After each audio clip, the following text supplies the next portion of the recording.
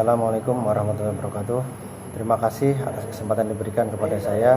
Perkenalkan, nama saya Hasan Muda Afghani. Saya dari kelompok 1, gelombang 1 dan angkatan 1. Membimbing Dr. Jiani H.V. Hutauruk, SH, SEMM, AKCA. Berikut akan saya sampaikan resume dari pelayanan publik dari agenda 3 bab 2. Konsep dari pelayanan publik itu sendiri adalah artinya adalah pemberian layanan atau melayani keperluan orang atau masyarakat ataupun organisasi yang mempunyai kepentingan organisasi tersebut sesuai dengan aturan pokok dan tata cara yang ditentukan dan ditujukan untuk memberikan kepuasan terhadap penerima layanan tersebut. Sehingga ada 3 unsur dalam pelayanan publik itu sendiri: organisasi yang melayani tersebut, kemudian penerima layanan, yang kemudian yang ketiga adalah unsur kepuasan itu sendiri. Nah, kemudian pembagian dari barang dan jasa itu sendiri terbagi menjadi 2, barang dan jasa publik dan barang dan jasa privat, atau juga ada yang menyebut dengan barang jasa semi privat. Yang pertama, barang semi privat, yaitu jalan tol. Oke. Kemudian yang kedua, barang privat, itu rumah, mobil, itu barang privat. Ada juga yang barang termasuk publik, udara, terus kemudian jaminan keamanan dari TNI Polri, itu adalah barang publik. Kemudian ada juga yang barang semi publik.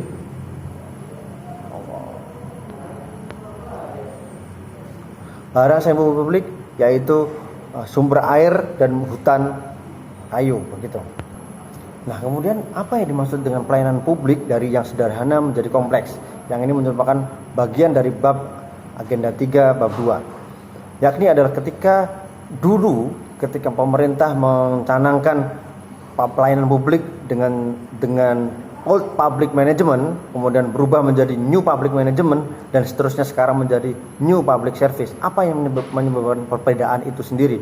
Perbedaannya adalah ketika dulu paradigma sebuah pelayanan publik adalah ketika pemerintah memberikan layanan jasa kepada publik. Hanya itu saja. Yang membedakan dengan new public service adalah pemerintah tidak sendiri, tapi membangun bersama-sama bersama swasta untuk membangun pelayanan publik demi masyarakat. Yang dulu ketika pelayanan publik itu hanya dibiayai oleh pemerintah saja, namun sekarang swasta ikut turut serta dalam membangun pelayanan publik itu sendiri. Nah, berikutnya bagaimana kita mengikuti pola pikir ASN sebagai pelayanan publik. Kita atau kami sebagai seorang ASN yang dididik dan dibesarkan dalam suasana demokratis penuh idealisme, kemudian bertekad untuk melakukan perbaikan. Jangan hanya cengeng untuk tidak melayani publik, karena kita semua yakin bahwa kita akan memilih berkontribusi memperbaiki birokrasi di Indonesia saat ini untuk menyelenggarakan pelayanan publik yang excellent. Nah, untuk berkontribusi sebagai mewujudkan pelayanan publik yang bagus, kita harus mengetahui fundamental pelayanan publik itu sendiri. Pelayanan publik yang pertama adalah hak warga negara sebagai amanat konstitusi. Yang kedua adalah pelayanan publik itu sendiri dibiayai oleh pajak yang dibayar oleh warga negara. Sehingga kita harus paham apa-apa yang menjadi semua fasilitas publik itu dinikmati dibayar dengan pajak yang mereka bayarkan sebagai warga negara. Pelayanan publik diselenggarakan dengan tujuan untuk mencapai hal-hal yang strategis bagi kemajuan bangsa di kemudian hari. Birokrasi yang selama ini diwujudkan itu lebih efektif dan efisien, bukan tanpa kelemahan. Adapun beberapa bentuk patologi atau semacam kekurangan dari sebuah birokrasi yang saat ini terjadi adalah penggelembungan organisasi. Banyaknya struktur yang menyebabkan banyaknya anggota, banyaknya pegawai ASN menyebabkan itu menjadi lemah seperti perwujudan pelayanan publik. Yang kedua adalah duplikasi tugas dan fungsi. Itu menyebabkan cenderungnya membengkak, menimbulkan masalah lain, yakni organisasi tersebut jarang menyebabkan inefisiensi gitu. Kemudian yang ketiga adalah konflik kewenangan. Pembekakan waktu dari ke waktu menyebabkan kewenangan antar unit satu dengan yang lain menjadi tumpang tindih dan kabur. Yang keempat adalah KKN. Adanya birokrasi yang strukturnya tertutup, berhierarki dan kaku, membuat masyarakat sulit untuk memahami dan mengontrol bagaimana cara kerja pemerintahan tersebut.